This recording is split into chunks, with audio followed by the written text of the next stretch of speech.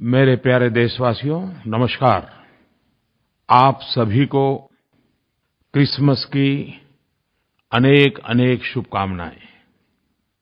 आज का दिन सेवा, त्याग और करुणा को अपने जीवन में महत्व देने का अवसर है। ईसा मसीह ने कहा, गरीबों को हमारा उपकार नहीं, हमारा स्वीकार चाहिए। सेंट ल्यूक के गॉस्पेल में लिखा है, जीसस ने न केवल गरीबों की सेवा की है, बल्कि गरीबों के द्वारा की गई सेवा की भी सराहना की है। और यही तो असली एम्पावरमेंट है। इससे जुड़ी एक कहानी भी बहुत प्रचलित है। उस कहानी में बताया गया है कि जीसस एक टेम्पल ट्रेजरी के पास खड़े थे। कई अमीर लोग आए, ढेर सारे दान दिए। उसके बाद एक गरीब विधवा आई और उसने 2 तांबे के सिक्के डाले। एक तरह से देखा जाए 2 तांबे के सिक्के कुछ मायना नहीं रखते। वहाँ खड़े भक्तों के मन में कुतूहल होना बड़ा स्वाभाविक था। तब जीसस ने कहा कि उस विधवा महिला ने सबसे ज्यादा दान किया है, क्योंकि औरों ने बहुत कुछ दिया, लेकिन इस विधवा ने तो अपना सब कुछ दे दिया है। आज 25 दिसंबर महामना मदन मोहन मालवीय जी की भी जयंती है। भारतीय जनमानस में संकल्प और आत्मविश्वास जगाने वाले मालवीय जी ने आधुनिक शिक्षा को एक नई दिशा दी। उन्हें जयंती पर भावभीनी श्रद्धांजलि। अभी 2 दिन पहले मालवीय जी की तपोभूमि बनारस में मुझे कई सारे विकास के कार्यों का शुभारंभ करने का अवसर मिला। मैंने वाराणसी में बीएचयू में महामना मदन मोहन मालवीय कैंसर सेंटर का भी शिलान्यास किया है। इस पूरे क्षेत्र में निर्माण हो रहा ये कैंसर सेंटर न सिर्फ पूर्वी उत्तर प्रदेश, लेकिन झारखंड, बिहार तक के लोगों के लिए एक बहुत बड़ा वरदान होगा। आज भारत रत्न एवं पूर्व प्रधानमंत्री आदरणीय अटल बिहारी वाजपेयी जी का भी जन्मदिन है। ये देश अटल जी के योगदान को कभी नहीं भुला सकता। उनके नेतृत्व में हमने परमाणु शक्ति में भी देश का सर ऊपर किया। पार्टी नेता हो, संसद सदस्य हो, मंत्री हो या प्रधानमंत्री, अटल जी ने प्रत्येक भूमिका में एक आदर्श को प्रतिष्ठित किया। अटल जी के जन्मदिन पर मैं उनको प्रणाम करता हूँ और उनके उत्तम स्वास्थ्य के लिए ईश्वर से प्रार्थना करता हूँ। एक कार्यकर्ता के नाते अटल जी के साथ कार्य करने का सौभाग्य मिला। अनेक स्मृतियाँ आँखों के सामने उभर करके आती हैं। आज सुबह-सुबह जब मैंने ट्वीट किया तो एक पुराना वीडियो भी मैंने शेयर किया है। एक छोटे कार्यकर्ता के रूप में अटल जी का स्नेह वर्षा का सौभाग्य कैसा मिलता था, उस वीडियो को देख करके ही पता चलेगा। आज क्रिसमस के दिन सौगात के रूप में देशवासियों को 2 योजनाओं का लाभ मिलने जा रहा है। एक प्रकार से 2 नवतर योजनाओं का आरंभ हो रहा है। पूरे देश में गाँव हो या शहर हो, पढ़े लिखे हो या अनपढ़ हो, कैशलेस क्या है, कैशलेस कारोबार कैसे चल सकता है, बिना कैश खरीदारी कैसे की जा सकती है, चारों तरफ एक जिज्ञासा का माहौल बना है। हर कोई एक दूसरे से सीखना समझना चाहता है। इस बात को बढ़ावा देने के लिए मोबाइल बैंकिंग को ताकत मिले इसलिए, ई-पेमेंट की आदत लगे इसलिए भारत सरकार ने ग्राहकों के लिए और छोटे व्यापारियों के लिए प्रोत्साहन योजना का आज से प्रारंभ हो रहा है। ग्राहकों को प्रोत्साहन करने के लिए योजना है लकी ग्राहक योजना और व्यापारियों को प्रोत्साहन करने के लिए योजना है डिजी धन व्यापार योजना। आज 25 दिसंबर को क्रिसमस की सौगात के रूप में 15,000 लोगों को ड्रॉ सिस्टम से इनाम मिलेगा और 15,000 के हर एक के खाते में एक-एक हज़ार रुपये का इनाम जाएगा। और ये सिर्फ आज एक दिन के लिए नहीं है, ये योजना आज से शुरू होकर के 100 दिन तक चलने वाली है। हर दिन 15,000 लोगों को एक-एक हज़ार रुपये का इनाम मिलने वाला है। 100 दिन में लाखों परिवारों तक करोड़ों रुपयों की सौगात पहुंचने वाली है।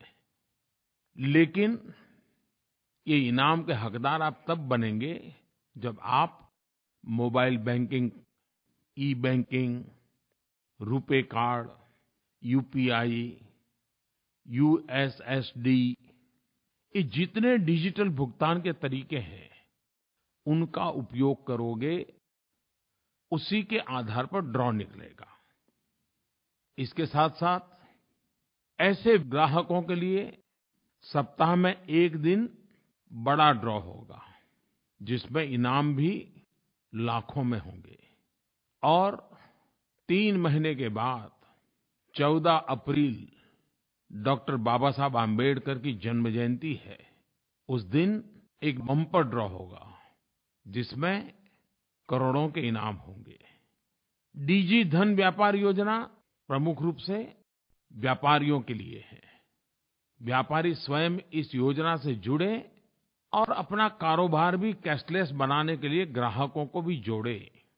ऐसे व्यापारियों को भी अलग से इनाम दिए जाएंगे और ये इनाम हज़ारों की तादाद में है।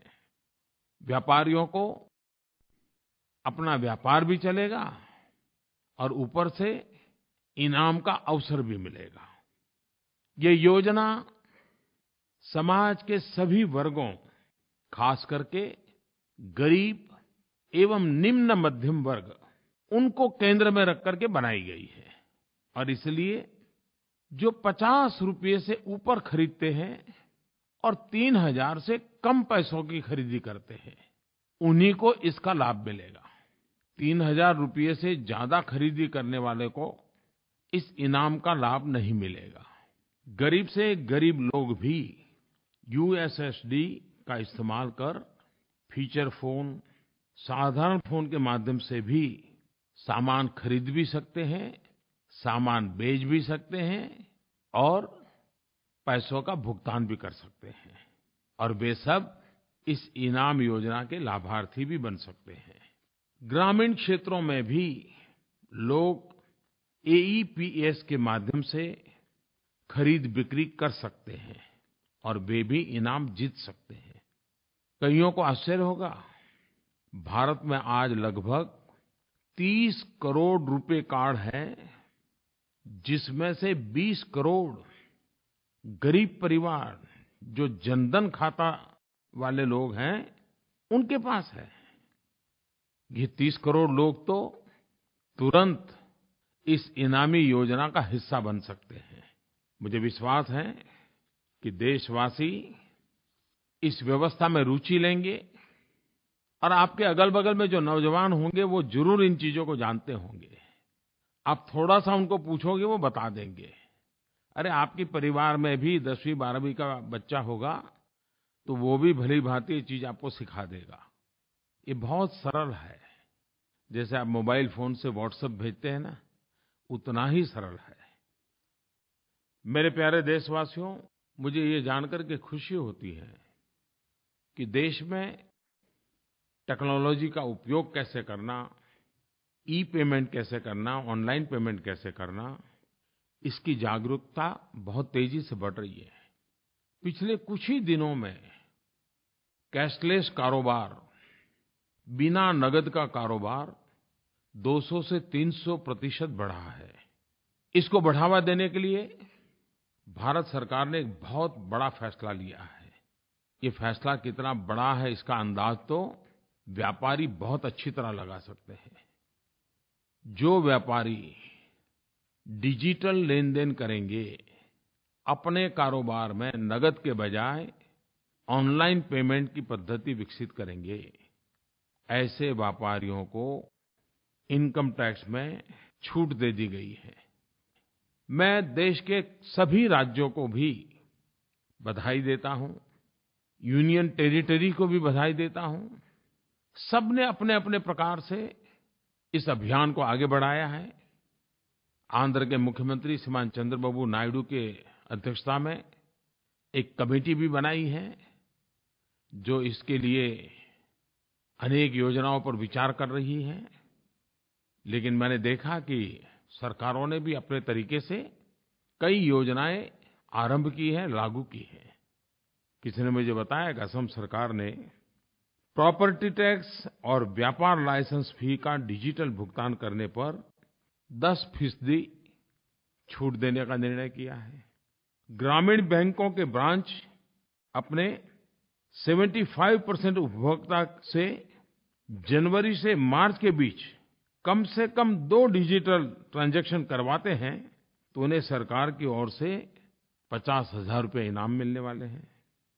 31 मार्च 2017 तक अगर 100% डिजिटल ट्रांजैक्शन करने वाले गाँवों को सरकार की ओर से उत्तम पंचायत फॉर डिजी ट्रांजैक्शन के तहत 5 लाख रुपये का इनाम देने की उन्होंने घोषणा की है। उन्होंने किसानों के लिए डिजिटल कृषक शिरोमणि, असम सरकार ने ऐसे पहले 10 किसानों को 5,000 रुपया इनाम देने का निर्णय किया है, जो बीज और खाद की खरीद के लिए पूरी तरह डिजिटल भुगतान का इस्तेमाल करते हैं। मैं असम सरकार को बधाई देता हूँ, लेकिन इस प्रकार से इनिशिएटिव लिए सभी सरकारों को बधाई देता हूँ। कई ऑर्गेनाइजेशंस ने भी गाँव गरीब किसानों के बीच डिजिटल लेनदेन को बढ़ावा देने के कई सफल प्रयोग किए हैं। मुझे किसी ने बताया GNFC, Gujarat Narmada valley fertilizer और केमिकल लिमिटेड, जो मुख्यतः खाद का काम करता है, उन्होंने किसानों को सुविधा हो इसलिए 1000 पॉश मशीन खाद जहाँ बेचते हैं वहाँ लगाए हैं और कुछ ही दिनों में 35,000 किसानों को 5 लाख खाद के बोरे डिजिटल भुगतान के माध्यम से कर दिए। और ये सब सिर्फ 2 हफ्ते में किया। और मजा ये है कि पिछले वर्ष की तुलना में जीएनएफसी की खाद की बिक्री में 27% बढ़ोतरी हुई है। भाइयों-बहनों, हमारी अर्थव्यवस्था में, हमारी जीवन व्यवस्था में इन्फॉर्मल सेक्टर बहुत बड़ा है और ज़्यादातर इन लोगों को मज़दूरी का पैसा, काम का पैसा या पगार नगद में दिया जाता है, कैश में सैलरी दी जाती है। और हमें पता है उसके कारण मज़दूरों का शोषण भी होता है। 100 रुपये मिलने चाहिए तो 80 मिलते हैं, 80 मिलने चाहिए 50 मिलते हैं। और इंश्योरेंस जैसे हेल्थ सेक्टर के दृष्टि से अन्य कई सुविधाएं होती हैं, उससे वो वंचित रह जाते हैं। लेकिन अब कैशलेस पेमेंट हो रहा है, सीधा पैसा बैंक में जमा हो रहा है। एक प्रकार से इनफॉर्मल सेक्टर फॉर्मल में कन्वर्ट होता जा रहा है। शोषण बंद हो रहा है। कर देना पड़ता है तो वो कट भी अब बंद हो रहा है। और मज़दूर को, कारीगर को, ऐसे गरीब व्यक्ति को पूरे पैसे मिलना संभव हुआ है। साथ-साथ अन्य जो लाभ मिलते हैं, वे लाभ का भी वो हकदार बन रहा है। हमारा देश तो सर्वाधिक युवाओं वाला देश है। टेक्नोलॉजी हमें सहज साध्य है। भारत जैसे देश ने तो इस क्षेत्र में सबसे आगे होना चाहिए। हमारे नौजवानों ने स्टार्टअप से काफ़ी प्रगति की है। ये डिजिटल मूवमेंट एक सुनहरा अवसर है। हमारे नौजवान नए-नए आइडियाज़ के साथ, नई-नई टेक्नोलॉजी के साथ, नई-नई पद्धति के साथ इस क्षेत्र को जितना बल दे सकते हैं देना चाहिए, लेकिन देश को काले धन से, भ्रष्टाचार से मुक्त कराने के अभियान में पूरी ताकत से हमने जुड़ना चाहिए। मेरे प्यारे देशवासियो, मैं हर महीने मन की बात के पहले लोगों से आग्रह करता हूँ कि आप मुझे अपने सुझाव दीजिए, अपने विचार बताइए, और हज़ारों की तादाद में माइगोव पर, नरेंद्र मोदी App पर इस बार जो सुझाव आए, मैं कह सकता हूँ 80-90% सुझाव भ्रष्टाचार और काले धन के खिलाफ़ की लड़ाई के संबंध में आए। नोटबंदी की चर्चा आई। इन सारी चीज़ों को जब मैंने देखा तो मैं मोटे-मोटे तौर पे कह सकता हूँ कि मैं उसको 3 भागों में विभाजित करता हूँ। कुछ लोगों ने जो मुझे लिखा है उसमें नागरिकों को कैसी-कैसी कठिनाइयाँ हो रही हैं, कैसी असुविधाएँ हो रही हैं, इसके संबंध में विस्तार से लिखा है।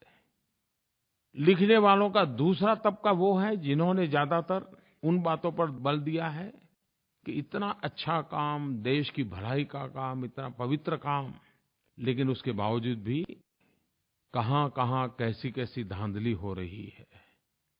किस प्रकार से बेईमानी के नए-नए रास्ते खोजे जा रहे हैं, इसका भी ज़िक्र लोगों ने किया है। और तीसरा वो तबका है जिन्होंने जो हुआ है उसका तो समर्थन किया है, लेकिन साथ-साथ ये लड़ाई आगे बढ़नी चाहिए। भ्रष्टाचार, काला धन पूर्णतया नष्ट होना चाहिए, इसके लिए और कठोर कदम उठाने चाहिए तो उठाने चाहिए। ऐसा बड़ा ही बल देकर के लिखने वाले लोग भी हैं। मैं देशवासियों का आभारी हूँ कि इतनी सारी चिट्ठियाँ लिख करके मुझे आपने मदद की है। श्रीमान गुरुमणि केवल ने माइगोव पर लिखा है, काले धन पर लगाम लगाने का यह कदम प्रशंसा के योग्य है। हम नागरिकों को परेशानी हो रही है, लेकिन हम सब भ्रष्टाचार के खिलाफ़ लड़ रहे हैं और इस लड़ाई में हम जो सहयोग दे रहे हैं उससे हम खुश हैं। हम भ्रष्टाचार, काला धन इत्यादि के खिलाफ़ मिलिटरी फोर्सेस की तरह लड़ रहे हैं। गुरु मणिकेवल जी ने जो बात लिखी है, देश के हर कोने में से यही भावना उजागर हो रही है। हम सब इसको अनुभव कर रहे हैं। लेकिन ये बात सही है, जब जनता कष्ट झेलती है, तकलीफ झेलती है, तो कौन इंसान होगा जिसको पीड़ा न होती हो। जितनी पीड़ा आपको होती है उतनी ही पीड़ा मुझे भी होती है।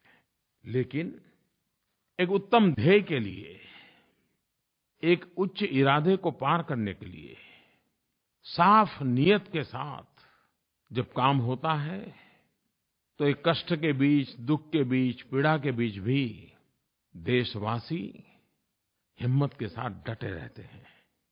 ये लोग ही असल में एजेंट ऑफ चेंज, बदलाव के पुरोधा है। मैं लोगों को एक और कारण के लिए भी धन्यवाद देता हूँ कि उन्होंने न केवल परेशानियाँ उठाई हैं, बल्कि उन चुनिंदा लोगों को करारा जवाब भी दिया है जो जनता को गुमराह करने की कोशिश कर रहे हैं। कितनी सारी अफवाहें फैलाई गई। भ्रष्टाचार और काले धन जैसी लड़ाई को भी सांप्रदायिकता के रंग से रंगने का भी कितना प्रयास किया गया। किसी ने अफवाह फैलाई, नोट पर लिखे स्पेलिंग गलत है। किसी ने कह दिया नमक का दाम बढ़ गया है। किसी ने अफवाह चला दी 2000 के नोट भी जाने वाली है, 500 और 100 के भी जाने वाली है, ये भी फिर से जाने वाला है। लेकिन मैंने देखा भांति-भांति अफवाहों के बावजूद भी देश नहीं हुआ है। इतना ही नहीं, कई लोग मैदान में आए, अपने क्रिएटिविटी के द्वारा, अपनी बुद्धि शक्ति के द्वारा अफवाह फैलाने वालों को भी बेनकाब किया, अफवाहों को भी बेनकाब कर दिया और सत्य ला करके खड़ा कर दिया। मैं जनता के इस सामर्थ्य को भी शत-शत नमन करता हूँ। मेरे प्यारे देशवासियों, ये मैं साफ अनुभव कर रहा हूँ, हर पल अनुभव कर रहा हूँ। जब 125 करोड़ देशवासी आपके साथ खड़े हो, तब कुछ भी असंभव नहीं होता है। और जनता जनार्दन ही तो ईश्वर का रूप होती है। और जनता के आशीर्वाद ईश्वर के ही आशीर्वाद बन जाते हैं। मैं देश की जनता को धन्यवाद देता हूँ, उन्हें नमन करता हूँ कि भ्रष्टाचार और काले धन के खिलाफ़ इस महायज्ञ में लोगों ने पूरा उत्साह के साथ भाग लिया है।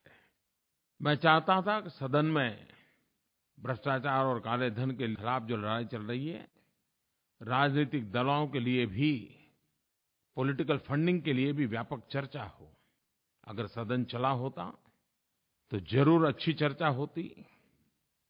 जो लोग अफ़वाहें फैला रहे हैं कि राजनीतिक दलों को सब छूटछाट है, ये गलत है।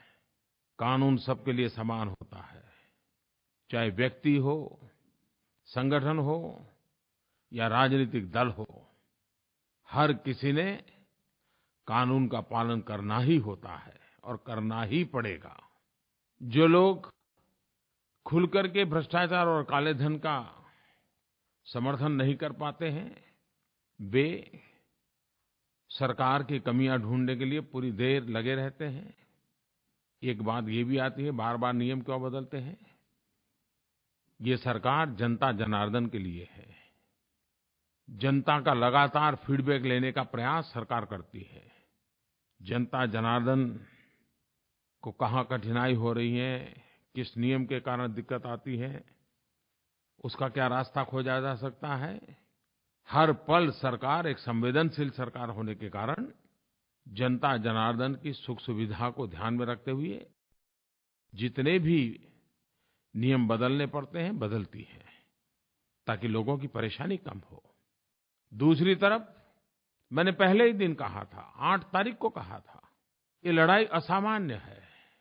70 साल से बेईमानी और भ्रष्टाचार के काले कारोबार में कैसी शक्तियाँ जुड़ी हुई हैं, उनकी ताकत कितनी है। ऐसे लोगों से मैंने जब मुकाबला करना ठान लिया है, तो वे भी तो सरकार को पराजित करने के लिए रोज नए तरीके अपनाते हैं। जब वो नए तरीके अपनाते हैं तो हमें भी तो उसके काट के लिए नया तरीका अपनाना पड़ता है। तू डाल डाल तो मैं पात पात, क्योंकि हमने तय किया है कि भ्रष्टाचारियों को, काले कारोबारों को, काले धन को मिटाना है। दूसरी तरफ कई लोगों के पत्र इस बात को लेकर के आए हैं, जिसमें किस प्रकार की धांधलियां हो रही हैं, किस प्रकार से नए-नए रास्ते खोजे जा रहे हैं, इसकी चर्चा है। मैं प्यारे देशवासियों को एक बात का हृदय से अभिनंदन करना चाहता हूँ। आज आप लोग टीवी पर, समाचार पत्रों में देखते होंगे, रोज नए-नए लोग पकड़े जा रहे हैं, नोटें पकड़ी जा रही हैं, छापे मारे जा रहे हैं, अच्छे-अच्छे लोग पकड़े जा रहे हैं। ये कैसे संभव हुआ है? मैं सीक्रेट बता दूं? सीक्रेट ये है कि जानकारियां मुझे लोगों की तरफ से मिल रही है। सरकारी व्यवस्था से जितनी जानकारी आती है, उससे अनेक गुना ज्यादा सामान्य नागरिकों से जानकारियां आ रही है। और ज्यादातर हमें सफलता मिल रही है, वो जन सामान्य की जागरूकता के कारण मिल रही है। कोई कल्पना कर सकता है, मेरे देश का जागरूक नागरिक ऐसे तत्वों को बेनकाब करने के लिए कितना रिस्क ले रहा है, और जो जानकारियां आ रही हैं उसमें ज्यादातर सफलता मिल रही है। मुझे विश्वास है कि सरकार ने इसके लिए जो एक ईमेल एड्रेस इस प्रकार की खबरें देना चाहते हैं उनके लिए बनाया है, उस पर भी भेज सकते हो, माइगोव पर भी भेज सकते हो। सरकार ऐसे सारे बुराइयों के साथ लड़ने के लिए प्रतिबद्ध है, और जब आपका सहयोग है तो फिर लड़ना बहुत आसान है। तीसरे पत्र लेखकों के ग्रुप ऐसा है, वे भी बहुत बड़ी संख्या में है। वो कहते हैं, मोदी जी थक मत जाना, रुक मत जाना, और जितना कठोर कदम उठा सकते उठाओ, लेकिन अब एक बार रास्ता पकड़ा है तो मंजिल तक पहुंचना ही है। मैं ऐसे पत्र लिखने वाले सबको विशेष रूप से धन्यवाद करता हूं, क्योंकि उनके पत्र में एक प्रकार से विश्वास भी है, आशीर्वाद भी है। मैं आपको विश्वास दिलाता हूं कि ये पूर्ण विराम नहीं है, ये तो अभी शुरुआत है। ये जंग जीतना है, और थकने का तो सवाल ही कहाँ उठता है, रुकने का तो सवाल ही नहीं उठता है। और जिस बात पर 125 करोड़ देशवासियों के आशीर्वाद हो, उसमें तो पीछे हटने का कोई प्रश्न ही नहीं उठता है। आपको मालूम होगा हमारे देश में बेनामी संपत्ति का एक कानून 1988 1988 में बना था, लेकिन कभी भी न उसके रूल्स नहीं बने, उसको नोटिफाई नहीं किया, ऐसे ही वो ठंडे बस्ते में पड़ा रहा। हमने उसको निकाला है और बड़ा धारदार बेनामी संपत्ति का कानून हमने बनाया है। आने वाले दिनों में वो कानून भी अपना काम करेगा। देश हित के लिए, जनहित के लिए जो भी करना पड़े, ये हमारी प्राथमिकता है। मेरे प्यारे देशवासियों, पिछली बार भी मन की बात में मैंने कहा था कि इन कठिनाइयों के बीच भी हमारे किसानों ने कड़ी मेहनत करके बुआई में पिछले साल का रिकॉर्ड तोड़ दिया। कृषि क्षेत्र की दृष्टि से ये शुभ संकेत है। इस देश का मज़दूर हो, इस देश का किसान हो, इस देश का नौजवान हो, इन सब के परिश्रम आज नए रंग ला रहे हैं। पिछले दिनों विश्व के अर्थ मंच पर भारत ने अनेक क्षेत्रों में अपना नाम बड़े गौरव के साथ अंकित करवाया है। हमारे देशवासियों के लगातार प्रयासों का परिणाम है। अलग-अलग इंडिकेटर्स के ज़रिये भारत की वैश्विक रैंकिंग में बढ़ोतरी दिखाई दे रही है। वर्ल्ड बैंक की डूइंग बिजनेस रिपोर्ट में भारत की रैंकिंग बढ़ी है। हम भारत में बिजनेस प्रैक्टिसेस को दुनिया के बेस्ट प्रैक्टिसेस के बराबर बनाने का तेजी से प्रयास कर रहे हैं और सफलता मिल रही है। अंक्टेड उसके द्वारा जारी वर्ल्ड इन्वेस्टमेंट रिपोर्ट के अनुसार top prospective host economies for 2016-18 में भारत का स्थान तीसरा पहुंच गया है। वर्ल्ड इकोनॉमिक फोरम के ग्लोबल कॉम्पिटिटिवनेस रिपोर्ट में भारत ने 32 रैंक की छलांग लगाई है। ग्लोबल इनोवेशन इंडेक्स 2016 में हमने 16 स्थानों की बढ़त हासिल की है और वर्ल्ड बैंक के लॉजिस्टिक्स परफॉर्मेंस इंडेक्स 2016 में 19 रैंक की बढ़ोतरी हुई है। कई रिपोर्ट ऐसे हैं जिसके मूल्यांकन भी इसी ओर इशारा करते हैं। भारत तेजी से आगे बढ़ रहा है। मेरे प्यारे देशवासियों, इस बार संसद का सत्र देशवासियों की नाराजगी का कारण बना। चारों तरफ संसद के गतिविधि के संबंध में रोष प्रकट हुआ।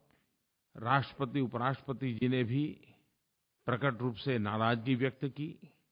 लेकिन इस हालात में भी कभीकभी कुछ अच्छी बात भी हो जाती है और तब मन को एक बहुत संतोष मिलता है। संसद के हो-हल्ले के बीच एक ऐसा उत्तम काम हुआ जिसकी तरफ देश का ध्यान नहीं गया है। भाइयों-बहनों, आज मुझे इस बात को बताते हुए गर्व और हर्ष की अनुभूति हो रही है कि दिव्यांगजनों पर जिस मिशन को लेकर के मेरी सरकार चली थी, उससे जुड़ा एक बिल संसद में पारित हो गया। इसके लिए मैं लोकसभा और राज्यसभा के सभी सांसदों का आभार व्यक्त करता हूँ। देश के करोड़ों दिव्यांगजनों की तरफ से आभार व्यक्त करता हूँ। दिव्यांगों के लिए हमारी सरकार कमिटेड है। मैंने निजी तौर पर भी इसे लेकर मुहिम को गति देने की कोशिश भी की है। मेरा इरादा था दिव्यांगजनों को उनका हक मिले, सम्मान मिले, जिसके वो अधिकारी हैं। हमारे प्रयासों और भरोसों को हमारे दिव्यांग भाई-बहनों ने उस वक्त और मजबूती दी जब वे पैरालम्पिक्स में 4 मेडल जीत करके ले आए। उन्होंने अपनी इस जीत से न केवल देश का मान बढ़ाया, बल्कि अपनी क्षमता से लोगों को आश्चर्यचकित भी कर दिया। हमारे दिव्यांग भाई-बहन भी देश के हर नागरिक की तरह हमारी एक अनमोल विरासत है, अनमोल शक्ति है। मैं आज बेहद खुश हूँ कि दिव्यांगजनों के हित के लिए ये कानून पास होने के बाद दिव्यांगों के पास नौकरी के ज़्यादा अवसर होंगे। सरकारी नौकरियों में आरक्षण की सीमा बढ़ाकर के 4% कर दी गई है। इस कानून से दिव्यांगों की शिक्षा, सुविधा और शिकायतों के लिए विशेष प्रावधान भी किए गए हैं। दिव्यांगों को लेकर के सरकार कितनी संवेदनशील है, इसका अंदाज आप इस बात से लगा सकते हैं कि केंद्र सरकार ने पिछले 2 वर्ष में दिव्यांगजनों के लिए 4,350 कैंप लगाए, 352 करोड़ रुपयों की राशि खर्च करके 5,80,000 दिव्यांग भाईबहनों को उपकरण बांटे। सरकार ने यूनाइटेड नेशन की भावना के अनुरूप ही नया कानून पारित किया है। पहले दिव्यांगों की श्रेणी 7 प्रकार की हुआ करती थी, लेकिन अब कानून बना करके उसे 21 प्रकार की कर दी गई है। इसमें 14 नई श्रेणियां और जोड़ दी हैं। दिव्यांगों की कई ऐसी श्रेणियां शामिल की गई हैं जिसे पहली बार न्याय मिला है, अवसर मिला है। जैसे थैलेसेमिया, पार्किंसन या फिर बौनापन, ऐसे क्षेत्रों को भी इस श्रेणी के साथ जोड़ दिया गया है। मेरे युवा साथियों, पिछले कुछ हफ्तों में खेल के मैदान में ऐसी खबरें आईं जिसने हम सबको गौरवान्वित कर दिया। भारतीय होने के नाते हम सबको गर्व होना बहुत स्वाभाविक है। भारतीय क्रिकेट टीम की इंग्लैंड के खिलाफ 4-0 से सीरीज में जीत हुई है। इसमें कुछ युवा खिलाड़ियों की परफॉर्मेंस काबिल-ए-तारीफ रही। हमारे नौजवान करुण नायर ने ट्रिपल सेंचुरी लगाई, तो केएल राहुल ने 199 रनों की पारी खेली। टेस्ट कप्तान विराट कोहली ने तो अच्छी बैटिंग के साथ-साथ अच्छा नेतृत्व भी दिया। भारतीय क्रिकेट टीम के ऑफ स्पिनर गेंदबाज आर अश्विन को आईसीसी ने वर्ष 2016 का क्रिकेटर ऑफ द ईयर और बेस्ट टेस्ट क्रिकेटर घोषित किया है। इन सबको मेरी बहुत-बहुत बधाइयाँ, ढेर सारी शुभकामनाएं। हॉकी के क्षेत्र में भी 15 साल के बाद बहुत अच्छी खबर आई। जूनियर हॉकी टीम ने वर्ल्ड कप पर कब्जा कर लिया।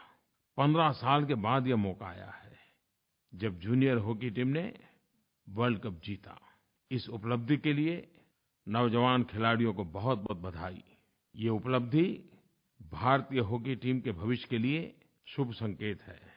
पिछले महीने हमारी महिला खिलाड़ियों ने भी कमाल करके दिखाई। भारत की महिला हॉकी टीम ने एशियन चैम्पियन ट्रॉफी भी जीती और अभी कुछ ही दिन पहले अंडर 18 एशिया कप भारत की महिला हॉकी टीम ने ब्रोंज मेडल हासिल किया। मैं क्रिकेट और हॉकी टीम के सभी खिलाड़ियों को हृदय से बहुत-बहुत अभिनंदन करता हूँ। मेरे प्यारे देशवासियों, 2017 का वर्ष नए उमंग और उत्साह का वर्ष बने। आपके सारे संकल्प सिद्ध हो, विकास की नई ऊंचाइयों को हम पार करें, सुख चैन की जिंदगी जीने के लिए गरीब से गरीब को अवसर मिले, ऐसा हमारा 2017 का वर्ष रहे। 2017 के वर्ष के लिए मेरी तरफ से सभी देशवासियों को अनेक-अनेक शुभकामनाएं। बहुत-बहुत धन्यवाद।